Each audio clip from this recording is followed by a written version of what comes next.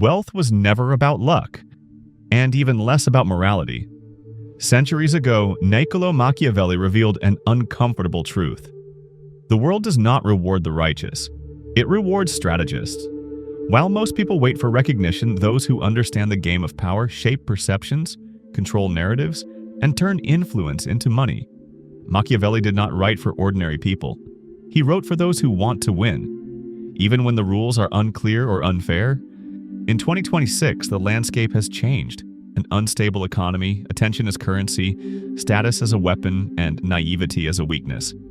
In this video, you'll learn how to apply Machiavellian psychology to the modern world.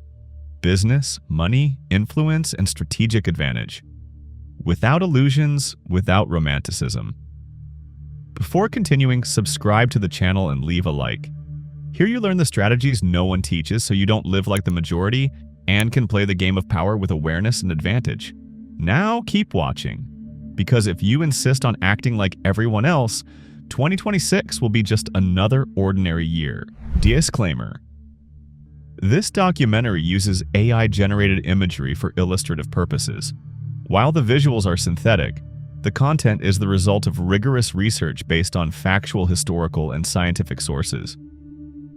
Sources are cited in the description.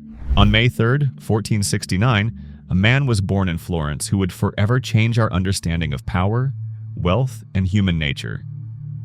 Niccolò Machiavelli came into the world at a time when bankers controlled the destinies of entire nations, when the Medici family had transformed gold into political influence, and when survival depended less on moral virtue than on pragmatic cunning. If this type of historical investigation interests you, it is worth subscribing to the channel. This helps keep this content going. The preserved records of the Florentine chancellery show that Machiavelli was not merely a political theorist isolated in his study. For 14 years, between 1498 and 1512, he served as second chancellor of the Republic of Florence, negotiating directly with kings, popes, and merchants who moved the fortunes of the era. His diplomatic letters, found in the Florentine archives, reveal a man obsessed with the central question: why do some individuals accumulate power and wealth, while others, equally intelligent and hardworking, remain in mediocrity? The answer began to take shape during his diplomatic missions to France. In the documents Machiavelli sent to the Florentine government, preserved in the Biblioteca Laurentiana, there is a recurring observation that would catch the attention of any modern economic scholar. He had noted that Louis XIII of France controlled vast resources not because he was more virtuous than other nobles, but because he had understood something fundamental about human nature. People obey the fear of loss more than the love of justice. It is interesting to note that this observation would arise decades before Adam Smith spoke of the invisible hand of the market. Machiavelli was identifying, in the political field of the 15th century, the same psychological patterns that we recognize today in financial markets. During a mission to the papal court in 1503, documented in his official correspondence, Machiavelli witnessed Pope Alexander VI, Rodrigo Borgia, manipulating a commercial negotiation involving papal territories. What impressed him was not the corruption itself, but the efficiency of the process. Borgia understood that controlling information was more valuable than owning land. He knew exactly what information to reveal, to whom, and when. The result was a constant flow of wealth into the papal coffers. This experience would be fundamental to the formulation of the concept we now know as the effective truth of the thing, l'effettuale verità della cosa, which Machiavelli would develop years later in The Prince. For him, what mattered less was how things should be, and more how they actually worked. This shift in perspective was revolutionary. Until then, thinkers such as Thomas Aquinas focused on how power should be exercised morally. Machiavelli began to study how power was truly exercised and maintained. Chroniclers of the time, such as Francesco Guicciardini, recorded that Machiavelli spent hours analyzing commercial contracts between Florentine families. Not out of legal interest, but because he saw in them patterns of domination. He observed that the Medici did not become the most powerful family in Florence merely by lending money. They created structural dependencies. When someone needed capital, the Medici did not simply offer a loan. They offered access to a network of influence that made the debtor dependent not only on the money but on the entire system. Perhaps you see this pattern still functioning today in a different form. If you wish, leave it in the comments. Machiavelli's downfall came in 1512, when the Medici returned to power in Florence and the Republic was dissolved. Documents from the period show that he was dismissed, briefly imprisoned, and tortured under suspicion of conspiracy. But it was during this period of forced exile on his rural property in San Casciano that Machiavelli produced his most important works. Exile was not merely a political punishment, it was a laboratory of observation. Far from power, Machiavelli could study human nature without the distortions of official position. He lived among peasants during the day and read the classics at night. This unique combination, practical experience of power and theoretical reflection in isolation, generated insights that remain relevant 500 years later. In his letters to Francesco Vettori, preserved in the Medici archives, Machiavelli describes his routine in exile. During the day, he supervised woodcutting on his lands, played cards at the local tavern, and discussed business with passing merchants. At night, he put on his courtly clothes and conversed with the ancients through books. It was in this dialogue between present and past that he identified timeless patterns of human behavior related to power and wealth. One of these discoveries was particularly disturbing to the mentality of the time. Most people fail to accumulate resources not because of lack of ability, but because they operate with incorrect premises about how the world truly works. They believed that by following conventional moral rules, success would come naturally. Machiavelli observed the opposite. Those who prospered were those who understood the unwritten rules. This conclusion appears clearly in The Prince, written between 1513 and 1514. Already in chapter 15, he declares that he decided to turn to the effective truth of the thing, not to its imagination. Many have written about imaginary principalities that never existed, he says, because there is such a great difference between how one lives and how one should live, that whoever abandons what is done for what should be done seeks ruin rather than preservation. If this also caught your attention, note it in the comments. It is important to understand that Machiavelli was not advocating immorality. He was doing something more subversive, separating efficiency from morality. For him, someone could be simultaneously a good person and a terrible leader. Likewise, someone could use questionable methods and still produce beneficial results for society. This separation between intention and outcome would be fundamental to understanding his psychology of wealth. Records show that The Prince was written as a letter of introduction to Lorenzo de' Medici in the hope of regaining a political position. But behind this immediate motivation lay a broader intellectual project, deciphering the secret codes of power. Machiavelli was convinced that objective laws govern success and failure, regardless of individual moral preferences. This conviction would lead him to a discovery that would revolutionize our understanding of wealth accumulation. Most people fail because they try to control outcomes that are beyond their control, while neglecting variables they could actually influence. They focus on working harder, when they should focus on working more strategically. They focus on being more honest, when they should focus on being more necessary. The original manuscript of The Prince, preserved in the Vatican Library, contains marginal notes suggesting that Machiavelli saw his work as a kind of practical manual, not merely a theoretical treatise. He was codifying knowledge that normally passed only among powerful families, from generation to generation. He was democratizing the secrets of the elite. But there was something even deeper at play. Machiavelli identified that behind every sustainable accumulation of wealth lies an element that conventional morality prefers to ignore: psychological control over other people. Not control through brute force, but through what he called necessity, becoming so useful and indispensable that dependence forms naturally. The archives of the Florentine Chancellery contain an intriguing gap. Between 1515 and 1517, a period in which Machiavelli was intensifying his reflections on the accumulation of power, there's an almost complete absence of correspondence in the official records. Historians such as Roberto Ridolfi noted this absence and raised a disturbing question. What was Machiavelli really doing during these silent years? The answer may lie in documents discovered only in the 1950s in the private archives of the Rucellai family. Fragmented letters suggest that Machiavelli frequented the Oricellari Gardens, where Florentine intellectuals gathered for discussions that could not take place in public spaces. The central theme of these meetings was not abstract philosophy, but something far more practical: how specific families managed to maintain wealth across generations, while others disappeared within 2 or 3 decades.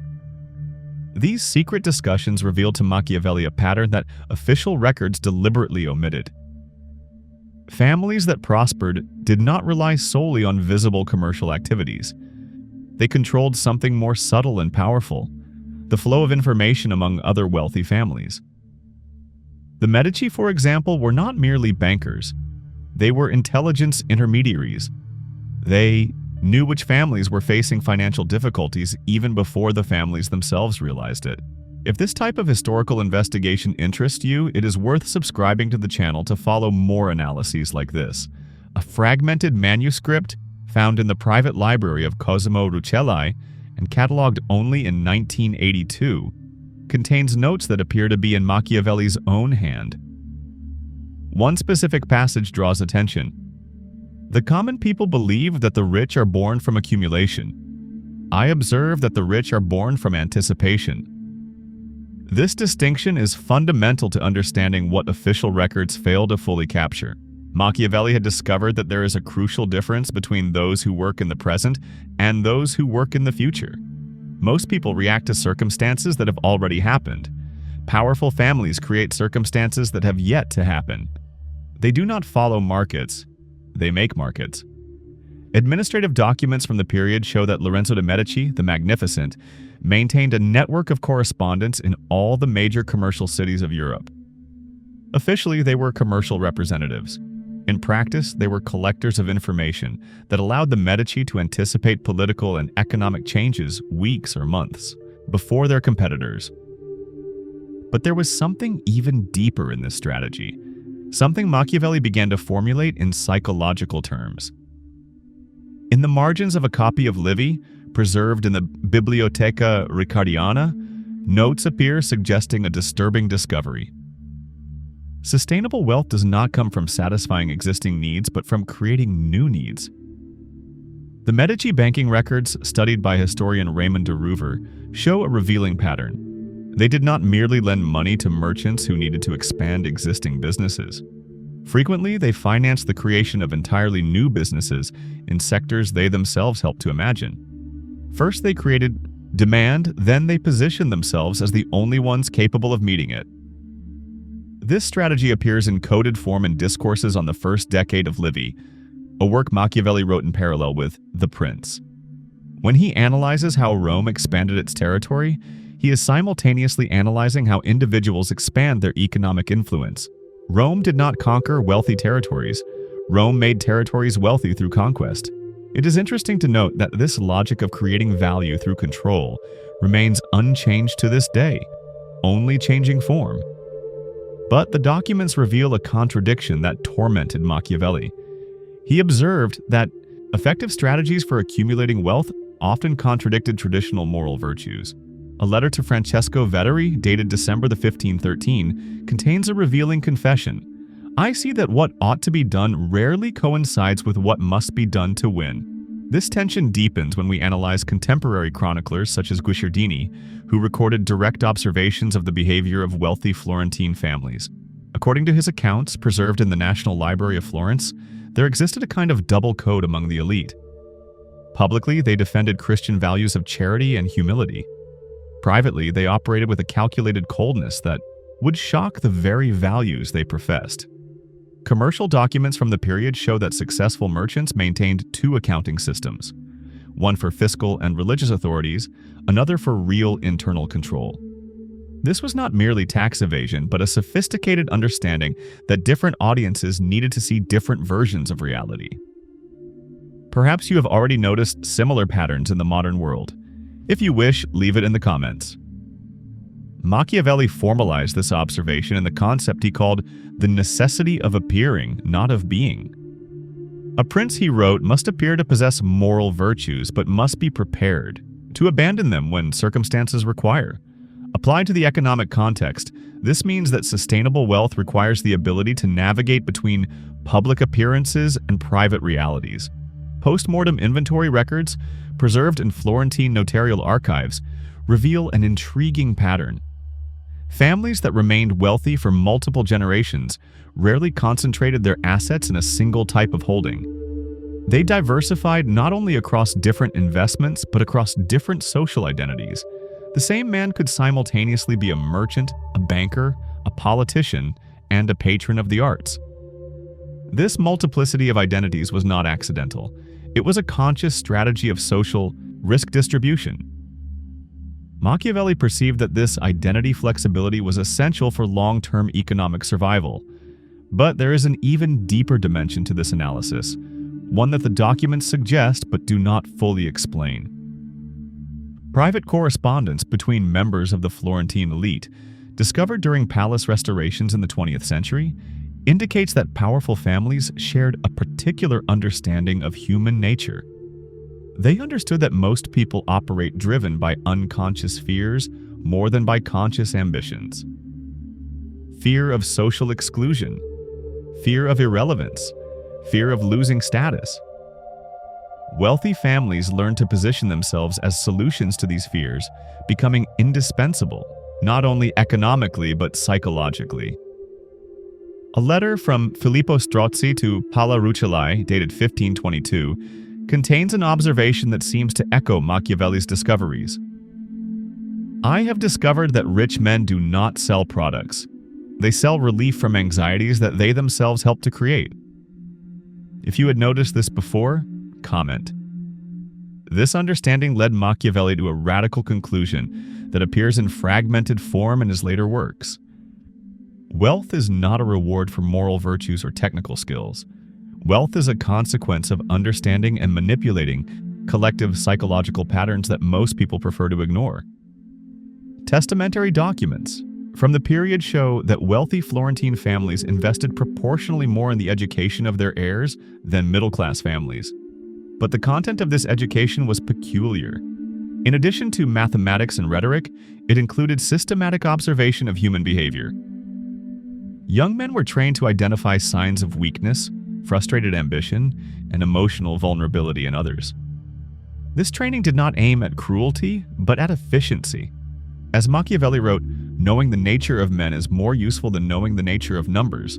Wealth flows naturally to those who understand deep human motivations, even when those motivations remain unconscious, to the very people who feel them.